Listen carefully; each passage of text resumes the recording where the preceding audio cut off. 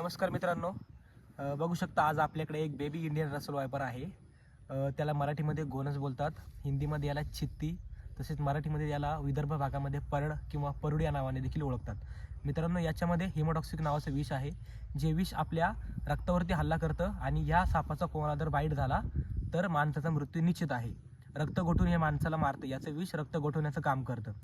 तर मित्रांनो, पावसाळ्याचं सीझन असल्या कारणाने हे साप बिळांतून बाहेर निघतात आणि शेतकरी वर्गाला माझी नम्र विनंती आहे की पावसाळ्याचे दिवस असल्या कारणाने तुम्ही गमशूजचा वापर करा किंवा कोणत्याही प्रकारचं काम करत असताना तुम्ही हातामध्ये हातमोजांचा वगैरे वापर करा. कारण का हे साप छोटे असतात, असं नका समजू की हा छोटा आहे, काही करणार नाही, चावणार नाही आणि चावल्यावर याच्यात थोडी विष असतं. तर मित्रांनो, विषारी साप हे जन्मतात विषारी असतात आणि चावल्याने त्यांच्यामध्ये समज नसते की किती प्रमाणामध्ये विष सोडायचं आहे. त्यांच्या ग्रंथीमध्ये जेवढं विष असतं ते तेवढं आपल्या बॉडीमध्ये ट्रान्सफर करतात आणि आपल्या माणसाला मारण्यासाठी एक अर्धा